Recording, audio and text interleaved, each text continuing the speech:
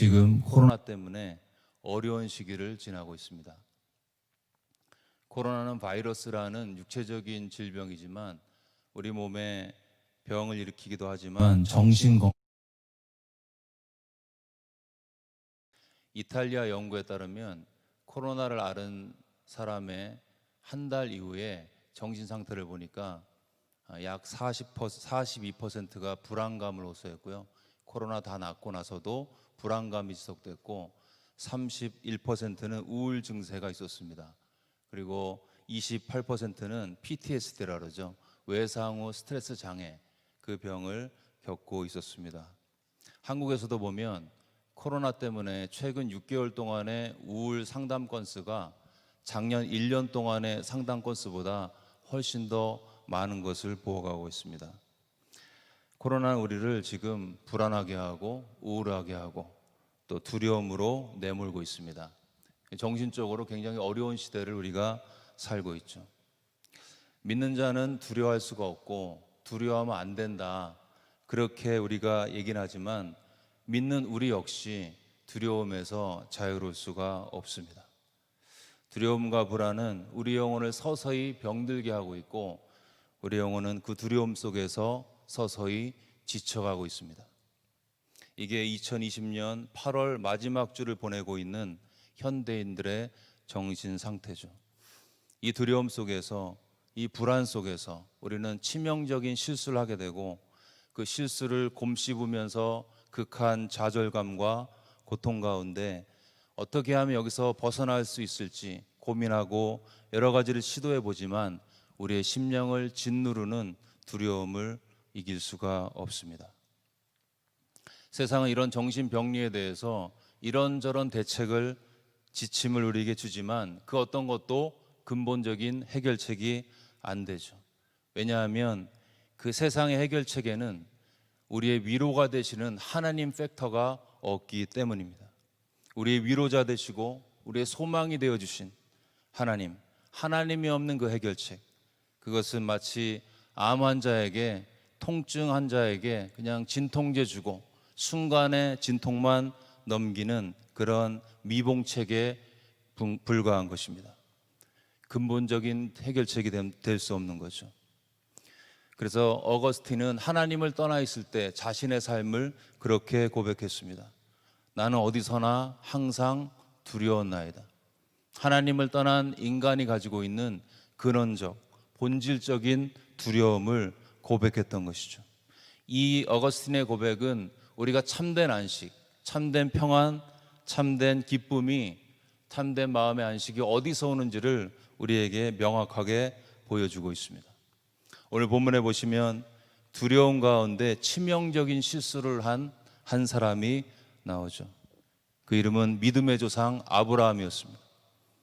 믿음의 조상인데 두려워했고 실수했고 하나님 앞에 잘못된 결정을 했습니다. 두려움 가운데 했던 실수, 그렇지만 그것이 아브라함의 인생의 끝이 아니었고 그 두려움과 그로 인한 잘못된 결정, 그럼에도 불구하고 아브라함의 삶 가운데 여전히 개입하시고 여전히 인도하시고 여전히 역사하신 하나님의 해피엔딩을 우리는 확인할 수 있습니다. 오늘 이 스토리를 통해서 코로나 시대에, 이 불확실한 시대를 살아가는 우리가 과연 무엇을 붙들고 무엇을 의지해서 이 두려움과 불안을 이길 수 있는지 살펴보겠습니다. 우리가 알다시피 아브라함은 본인이 살고 있던 땅 갈대아 우르는 굉장히 풍요로운 땅이었어요. 거기서 잘 살고 있었는데 하나님의 부르심을 순종해서 가나안 땅에 들어갔습니다. 근데 분명히 하나님의 인도하심에 순종해서 가나안 땅에 들어갔는데 그 가나안 땅에서 만난 것은 형통과 평안이 아니었고 기근이었습니다.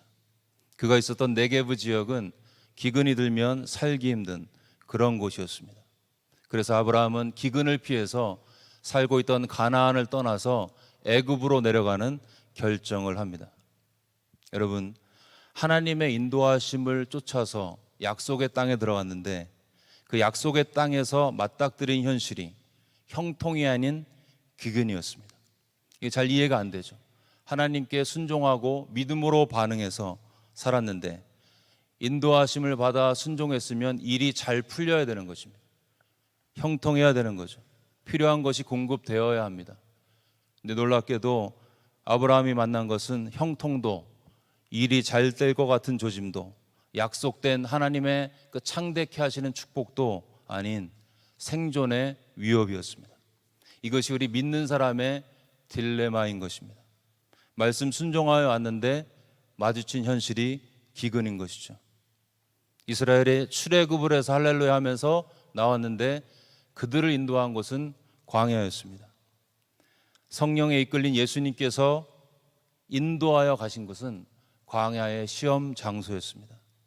다메섹에서 예수님을 만난 바울을 기다린 것은 기존 신자들 예루살렘 교회 성도들의 환영이 아닌 아라비아 광야의 고독한 삶이었습니다. 우리도 그럴 수 있습니다. 경건하게 살았는데 더 가난해질 수 있고요. 아이들을 위해서 기도했는데 점점 아이가 빗나갈 수도 있습니다. 열심히 주님을 섬겼는데 돌아오는 것은 비난과 걱정과 염려스러운 삶일 수도 있습니다. 그런데요, 가난해도 아이들이 잘못 살고 있어도 핍박을 받아도 그 고단하고 변화무쌍한 환경에서도 나를 지키시고 인도하신 하나님은 여전히 나와 함께 하신다는 이 사실이 우리의 심령을 지키고 있는 것입니다. 애굽으로 내려간 아브라함의 행동을 보면서 이 사람이 믿음의 조상이 맞나? 우리가 그렇게 어리석다고 생각하지만 아브라함의 입장에서는 가장으로서 얼마나 큰 두려움을 느꼈을지, 그가 맞닥뜨린 현실은 어떤 음식을 먹을 거냐 말 거냐의 문제가 아니라 먹을 음식이 있느냐 없느냐의 문제였습니다. 살고 죽는 생존의 문제였죠. 생존에 걸린 이 두려움 속에서 아브라함이 느꼈을 그 마음은 믿음의 조상에게도 하나님의 부르심 받고 믿음으로 반응해서 본토 친척 아비집을 떠났던 아브라함에게도 부인할 수 없는 무서운 현실이었습니다. 아브라함은 두려웠던 것이죠. 우리가 보통 믿는 사람은 두려워하지 않습니다. 그렇게 이야기를 하죠. 근데 사실은 우리가 알고 있죠. 우리도 두려워한다는 것. 믿음으로 살아도 두려움이 우리 삶을 엄습한다는 것. 저도 최근에 아프면서 이 아픈 기간 중간중간에 두려움이 엄습을 했습니다. 물론 아픈 기간 중에 굉장히 평안하고 성령 충만한 때도 분명히 있었습니다. 제가 약함을 주님 앞에 고하고 하나님의 도우심을 구했을 때, 그리고 예수님의 그 놀라우신 용서와 사랑이 성령 안에서 믿어지고 확신되어질 때, 건강과 질병, 삶과 죽음, 그리고 정신적으로 어렵게 하는 그 모든 것들이 아주 작게 느껴지게 된 적도 있었습니다. 우리가 성령 충만할 때, 은혜를 많이 받았을 때, 그때는 두렵지 않아요. 그런 순간이 성도의 삶에 분명히 있습니다. 길을 만드신 하나님, 기적을 베푸시는 주님, 언약을 지키시는 주님, 하나님을 외칠 때 믿는 자만이 알 수 있는 하나님의 일하심의 흔적이 우리 심령 안에 실제로 역사하죠. 850명의 거짓 선지자를 앞에 두고 여호와 신앙을 선포했던 엘리야처럼 담대히 하나님을 부르며 외칠 수 있습니다. 바울처럼 자신의 생명을 취할 수 있는 왕들 앞에서 당신들도 나처럼 예수를 믿어야 된다고 그렇게 외칠 수도 있을 것 같습니다. 그러나 때때로 찾아오는 두려움은 믿는 자의 삶 속에 또 다른 현실입니다. 놀라운 승리를 체험한 엘리야, 이세벨의 너를 죽이겠다는 위협, 그 한마디 듣고 우울증 걸려서 백리 밖으로 도망가서 하나님 앞에 기도하죠. 차라리 나를 죽여달라고 기도합니다. 죽은 자도 살렸고 마게도냐 환상의 놀라운 비전도 보고 신약 성경의 반 이상 반을 기록한 이 사도 바울도 고린도전서 2장에서 고백했습니다. 내가 너희 가운데 거할 때에 약하고 두려워하고 심히 떨었다. 여러분, 사랑 안에 두려움이 없다고 선포했던 사도 요한, 그가 반모섬에 끌려가면서 전혀 두렵지 않았을까요? 두려웠을 것입니다. 여러분, 이 두려움은 믿는 자에게도 피할 수 없는 현실입니다. 본문의 아브라함, 바울, 엘리야, 믿음의 선진들, 놀라운 승리 가운데 하나님을 체험했지만 그들 역시 두려움으로부터 자유롭지 못했습니다. 그리고 우리도 두려워하고 있습니다. 지금 이 예배를 드리고 있는 가정에서 모니터를 통해서 예배를 드리고 있는 우리 성도들 중에도 이 순간에도 두려움에, 걱정에, 염려에, 불안함에, 심지어 예배에 집중이 안 될 수도 있습니다. 특별히 그런 분에게 하나님의 호의와 위로가 넘치기를 주의 이름으로 축원합니다. 왜 두려움이 우리 가운데 계속 역사하는가? 그것은 한마디로 이 세상은 원래 하나님께서 창조하신 선한 창조대로 보존되지 못했기 때문이죠. 다시 말해 죄의 편만하고 깊은 영향력이 우리 삶의 모든 부분에 악영향을 미쳤고 그로 인해 하나님의 선한 창조가 다 왜곡되었기 때문입니다. 그렇기 때문에 이 땅에 발을 디디고 있는 모든 사람, 이곳에 있는 모든 분들, 저를 포함해서 모든 사람들은 다 두려워합니다. 그래서 하나님을 만난 사람들에게 하나님께서 하신 가장 많이 하신 명령, 믿음을 가져라, 더 많은 일을 하라, 그런 명령이 아니었고 두려워하지 말라였습니다. 두려워하지 말라. 하나님을 만나는 그 순간에도 두려워하는 사람들을 향해서 하나님께서 두려워하지 말라고 선포하고 계셨던 것이죠. 두려움을 이기는 첫 번째 단추, 그것은 두려움을 인정하는 것입니다. 믿는 자는 두려워하지 않는다. 이 말은 반만 맞는 것입니다. 믿는 자가 성령 충만할 때는 두려워하지 않습니다. 문제는 성령 충만하지 않을 때가 분명히 있다는 것이죠. 내가 두려운데, 불안한데, 그렇지 않다고 주장하고 있으면 그것은 자기 체면입니다. 감정의 마스크를 쓰고 사는 것과 같죠. 마치 타조가 모래 속에 머리를 박고 불안한 세상, 불편한 세상을 보지 않고 나는 불안하지 않고 두려워하지 않아, 그렇게 하는 거랑 같은 회피에 불과한 것입니다. 정신 승리와 같습니다. 두려운데 두렵지 않은 것처럼 하죠. 그럼 더 두렵습니다. 이 바이올린 연주자가 무대 공포증이 있는데 두렵지 않은 것처럼 하면 더 두려워요. 근데 차라리 두렵습니다 이렇게 얘기하면 덜 두려운 거죠. 설교하는 것도 두렵거든요. 근데 제가 두렵지 않은 것처럼 하면은 더 두려운 거예요. 두렵습니다 하면은 덜 두려운 거예요. 있는 그대로 인정하고 받아들이는 것, 이것이 승리의 시발점입니다. 우리에게도 아브라함이 경험했던 이 기근과 같은 두려움의 대상이 우리의 삶을 억누르고 있습니다. 이 기근 앞에 아브라함의 믿음이 무너지고 애굽으로 가는 잘못된 결정을 했듯이 내 믿음을 무너뜨리는 기근이 우리의 삶에 역사하고 있습니다. 지금 이 순간에도 육체적인 질병 때문에, 정신적인 어려움 때문에 죽음을 생각하는 분들이 분명히 계실 것입니다. 발행한 체크가 바운스 날까 봐 매일매일 뱅크 스테이트먼트를, 어카운트를 인터넷 들어가서 확인해야 하는 분들도 계실 것입니다. 씻을 수 없는 것처럼 느껴지는 과거의 실수 때문에, 또는 해결되지 않을 것 같은 인간관계 때문에 아브라함처럼 믿음 다 까먹고 두려운 분들도 분명히 계십니다.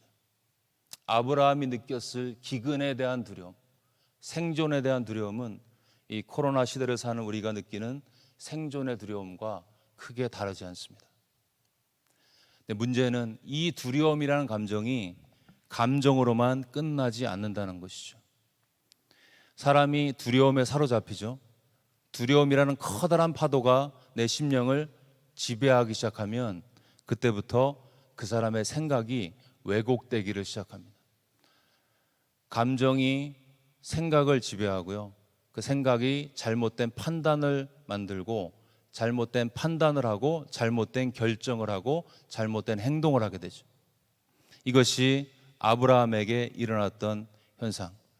그 두려움의 지배를 받을 때는 하나님의 약속도 생각이 나지 않습니다. 떠오르는 것은 이 두려운 상황만 내 머릿속에서 계속 증폭되는 것이죠. 과거에 나를 도우신 하나님, 지금도 도우실 수 있는 하나님 안중에 없습니다. 그냥 현실의 고통에 그냥 압도되고 그렇게 결정하죠. 나를 도우시는 하나님은 작아 보이고 두려움과 고통을 주는 현실만 크게 보입니다. 이 상태에서 무엇을 판단하고 결정하고 행동하면 반드시 후회하는 결정을 하게 되죠. 내가 왜 그런 결정을 했을까? 왜 그런 바보 같은 결정을 했을까? 뭐에 쓰였나 봐. 그렇게 후회를 하지만 그 후회 속에서 인생은 허비가 되는 것이죠. 뭐에 쓰인 게 맞아요. 두려움이라는 감정에 압도되어서 그것에 쓰인 거죠. 그래서 잘못된 결정을 하게 됩니다. 아브라함이 그랬습니다. 기근에 대한 두려움 가운데 잘못된 결정, 하나님이 약속하신 그 가나안 땅 버리고 애굽으로 내려가는 결정을 했습니다. 자기 나름대로는 머리를 잘 써서 합리적인 결정이라고 내려갔는데 신기하게도 그 애굽에는 더 큰 두려움이 그를 기다리고 있었습니다. 아브라함의 아내 사레가 이뻐서 사람들이 아브라함을 자신을 죽이고 아내를 취할까 봐 아내 보고 거짓말을, 누이라고 거짓말을 한 것이죠. 당시에는 아내가 이쁘면 적국에서는, 애굽에서는 남편을 죽이고 아내를 취하기도 했습니다. 가나안 땅에서 기근이라는 두려움을 피해서 인간적인 방법으로 애굽으로 갔는데 여기서 기다린 것은 더 심각한 두려움이었습니다. 기근은 그래도 서서히 죽는 거지만 여기는 한 번에 죽을 수 있는. 여러분, 인간적인 생각으로 어떤 결정을 하죠. 그게 문제를 해결하는 것처럼 일시적으로 보일 수 있습니다. 근데 사실은 그 문제는 더 큰 문제를 만들게 되어 있습니다. 왜냐하면 그 인간적인 결정을 한 내가 바뀌지 않았기 때문에. 내가 바뀌지 않는 한 환경이 바뀌고 새로운 환경에 노출되어도 똑같은 일, 아니면 그것이 오랜 동안 반복됐기 때문에 더 만성적으로 되어서 더 심각한 일이 일어날 수 있습니다. 내가 바뀌지 않는 한, 내가 믿음 안에서 새로워지지 않는 한 장소의 문제가 아니라는 것이죠. 왜냐하면 문제 해결책이 하나님께 있고 하나님 앞에서 새로워지는 나의 심령을 전제로 하기 때문입니다. 여러분, 환경보다 또 거처보다 나 자신을 바꾸는데 초점을 맞추시기를 주의 이름으로 축원합니다. 아브라함은 두려움 가운데 내려갔던 애굽에서 죽음의 두려움을 느끼고 또 다른 잘못된 결정을 하게 되죠. 두려움의 패닉이 그를 지배했을 때 이번에는 더 치명적인 실수, 자기 아내를 자기 누이라고 속인 것입니다. 자기 살기 위해서 아내를 버린 황당한 결정을 한 거죠. 아내에게는 씻지 못할 그런 배신감을 주었습니다. 하나님께는요, 믿음에서 떠난 행동을 한 거죠. 하나님께서 사례를 통해서 하나님의 자손을 주셔야 되는데 그 아내를 버린 것입니다. 하나님은, 아브라함은 두려워했고 그 두려움 때문에 치명적인 실수를 한 것입니다. 우리가 아브라함을 보고 참 한심하다 그렇게 생각하지만 실은 우리의 모습도 다르지 않습니다. 우리도 불안이나 두려움이 우리의 마음을 지배하면요, 당황하게 되죠. 그 당황함 속에서 크고 작은 실수를 이미 해왔습니다. 그리고 그 실수를 오늘 묵상하면서 자괴감에 빠지죠. 그냥 인간적인 자괴감뿐만 아니라 하나님과의 관계에 있어서도 이제 하나님은 나를 쓰실 수가 없을 거야, 나를 포기하실 거야, 이런 실수밖에 없는 실수투성이 인간 나를 버리실 거야 라는 존재적인 절망감에 빠질 수도 있습니다. 사례를 누이라고 속인 아브라함에게 바로는 사례를 데려가면서 많은 동물과 재물을 나눠줍니다. 16절을 보시면 바로가 그로 말미암아 아브라함을 후대함으로 양과 소와 노비와 암수 나귀와 낙타를 얻었더라. 자기 아내를 내주고 동물과 노비를 얻은 아브라함의 마음 어땠을까요? 참담했겠죠. 이제 더 이상 아내의 얼굴을 볼 수가 없고 하나님 앞에서는 하나님의 약속은 도대체 어떻게 될 것인가? 나는 하나님의 약속에서 제외됐을 거야. 이 절망감이 그 심령을 지배했을 것입니다. 근데 놀랍게도 나는 나에 대해서 포기했지만 하나님은 그를 포기하지 않았습니다. 아브라함 이야기는 여기서 끝난 게 아니죠. 하나님께서 아브라함 보시면서 저런 선택을 했기 때문에 쟤는 안 되겠다 하고 그냥 놔버리지 않았습니다. 다른 사람을 선택하지 않았습니다. 내가 너를 믿음의 조상으로 세우겠다는 하나님의 언약 그대로 하나님께서 개입하시고 역사하셔서 원래 자리로 돌려놓습니다. 이게 하나님의 개입이죠. 우리가 소망이 있는 이유, 우리의 실수에도 불구하고 우리의 잘못에도 불구하고 소망이 있는 이유는 이 하나님의 개입하시는 사랑, 언약을 지키시는 사랑, 그것이 있기 때문입니다. 하나님 우리에게 나를 믿고 내가 너와 함께 한다는 사실을 믿고 두려워하지 말라 그렇게 말씀하시지만 연약한 우리가 두려워해서 실수하고 실수 때문에 자괴감에 빠지고 참담한 결과 앞에서 망연자실하고 있을 때 당신의 언약을 기억하시고 당신의 백성의 삶에 개입하시는 하나님의 주권이 역사하는 것이죠. 나의 어떠함이 아니라 하나님의 포기하지 않는 그 사랑이 있기에 나의 삶에 언제든지 개입하실 수밖에 없는 하나님의 언약을 지키시는 그 헤세드의 사랑이 있기에 이 주권적인 역사가 있기에 우리는 넘어져도 두려워해도 실수를 하고 참담한 현실 앞에서도 다시 일어서게 되는 것입니다. 이것이 믿는 자의 삶의 간증이죠. 우리의 삶을 돌이켜보면 많은 실수가 있고 어려움이 있었지만 하나님께서 그렇게 나를 끌고 오셨기 때문에 그 증거로 이 자리에 예배를 드리고 있는 것입니다. 돈, 명예, 권력을 다 잃었어도 이 자리에서 내가 예수님을 믿게 되었고 죄사함을 받게 되었고 천국 소망을 가지게 되었고 헛된 것 쫓지 않고 영원한 관점에서 중요한 것 쫓아서 예배하고 있는 이 현실이 그 간증이라고 말씀하고 있습니다. 여러분, 우리는 끊임없이 탈선하는 삐뚤어진 바퀴를 가진 기차와 같습니다. 탈선하고 탈선하고 탈선하면 하나님께서 보시고 다시 원래 철로로 회복시키시는 하나님의 신실하심이 있기에 우리는 환난 중에 넘어져도 두려움 중에 실수해도 참담한 현실 앞에서도 다시 일어서 왔습니다. 아브라함은 바로가 다시 돌려보내면서 네게브 원래 살던 곳으로 재물과 함께 돌아갔습니다. 돌아가면서 생각했을 것입니다. 나의 치명적인 실수에도 불구하고 하나님의 주권은 하나님의 계획을 이루어 가시는구나. 아브라함은 이 하나님의 주권에 대한 관점이 열린 거죠. 그것이 실제 체험을 통해서 믿어진 것입니다.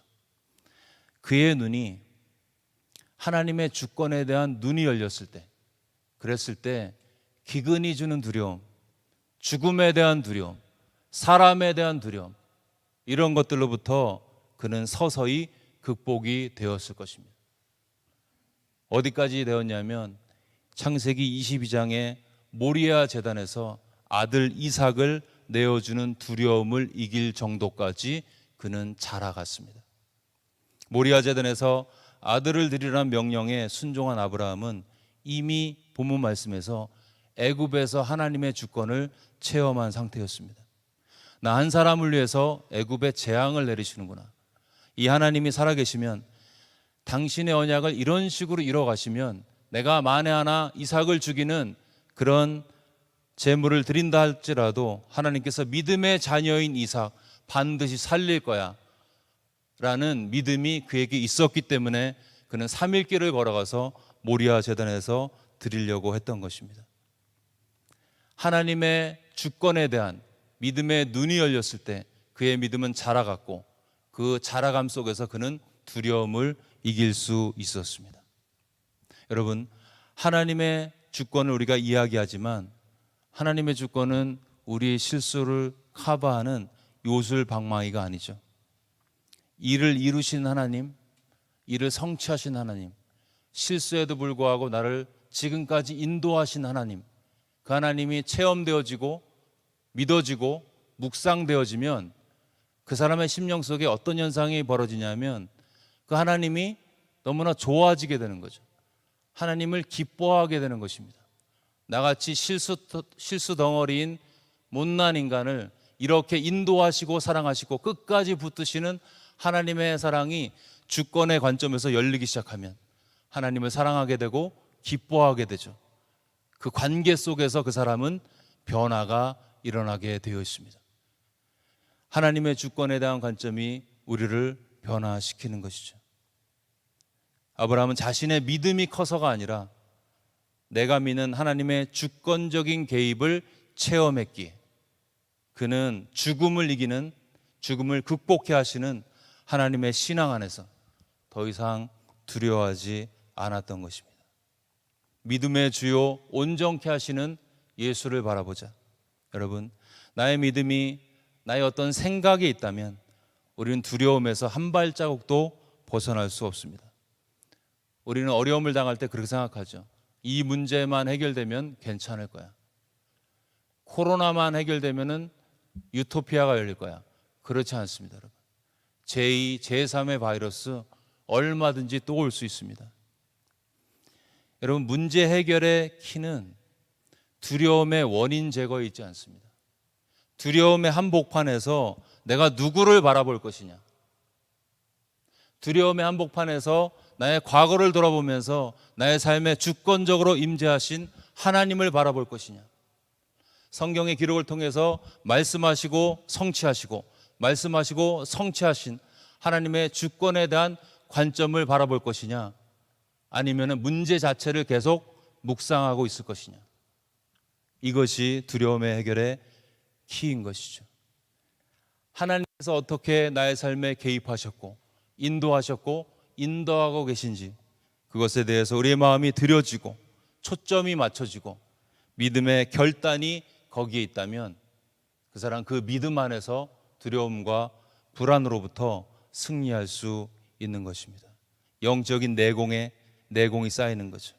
하나님의 도우심과 인도하심을 체험한 사람만이 할 수 있는 믿음의 고백을 하기를 시작하는 것입니다. 아무 일이 생기지 않아서 평안한 게 아니고요, 여전히 심각한 문제가 내 목을 조르고 있고 또 조를 것이지만 과거를 돌아봤을 때 나의 삶을 굽이굽이마다 인도하신 하나님의 주권, 하나님의 일하심, 하나님의 신실하심을 체험한 자, 그 사람은 아무리 어려워도 코로나보다 더한 것이 올지라도 거기에 휘둘리지 않고 잠잠히 하나님의 신실하심을 바라보며 견딜 수 있습니다. 이것이 세상이 줄 수 없는 두려움의 해결책입니다. 하버드 대학에서 연구를 통해서 줄 수 없는, 믿는 자만이, 하나님 신앙만이 줄 수 있는 신앙의 파워고 미스터리입니다. 우리가 이러한 믿음을 가지고 하나님 앞에 나아갔을 때 하나님께서는 우리를 사용하셔서 하나님의 영광을 드러내 주실 것입니다. 여러분, 하나님의 주권은 아브라함의 치명적인 실수를 덮었습니다. 그리고 그를 언약 안에서 계속 끌고 가셨습니다. 하나님의 주권은 저와 여러분의 실수에도 불구하고 계속 진행 중에 있습니다. 지금도 하나님은 우리 삶에 역사하고 있습니다. 나의 바보 같은 결정에도 하나님의 신실하심은, 그 헤세드의 사랑은 지금도 역사하고 있습니다. 이 하나님의 주권에 대한 눈이 열린 자 바울처럼 고백합니다. 나의 나된 것은 하나님의 은혜라. 여러분, 두려움은 현실입니다. 그리고 두려우면 실수하죠. 근데 감사하게도 하나님의 주권은 우리의 실수를 덧칠해 버리십니다. 회개하고 돌이키는 순간, 작은 믿음으로 예수님을 바라보는 그 순간, 여러분, 벽에 아무리 낙서가 많이 써 있어도 페인트 칠하는 분이 와서 다 칠해버리면 안 보이죠.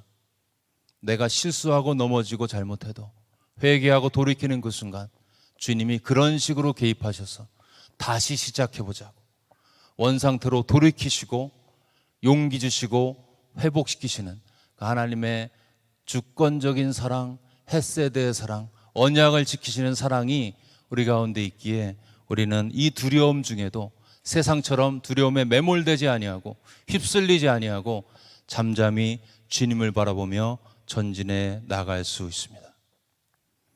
세상도 두려워하고 믿는 자도 두려워하는 시대를 살고 있습니다. 만약 우리 믿는 사람들이 코로나라는 두려움 속에서도 주권적으로 역사하셨던 하나님을 집중하면서 하나님 신앙이 주는 평강을 가지고 우리가 세상에 선포할 수 있다면 세상은 이 시기에, 이 두려워하는 시기에 하나님 신앙의 위대함을 보게 될 것입니다. 그렇기 때문에 진짜 전쟁은 바이러스라는 외부와의 전쟁이 아닌 내 내면의 믿음의 전쟁입니다. 주권적으로 역사하시는 하나님의 믿음을 보일 것이냐 보지 않을 것이냐. 두려워할 이유가 충만한 시대를 사는 우리, 여러분, 기근도 전쟁도 바이러스도 죽음도 초월하셔서 믿는 자 가운데 주권적으로 역사하시는 하나님께 대한 믿음의 눈이 이 시간 성령을 통해서 열려지기를 주의 이름으로 축원합니다. 그래서 여전히 불안하고 여전히 어수선하지만 그 역사하신 하나님에 대한 믿음으로 최후 승리를 이루실 살아계신 하나님을 잠잠히 바라봄으로 두려운 현실에서도 하늘의 평강을 누리고 또 그 평강을 세상 가운데 선포하는 은혜의 도구로 쓰임받는 우리 모두가 되기를 주의 이름으로 축원합니다.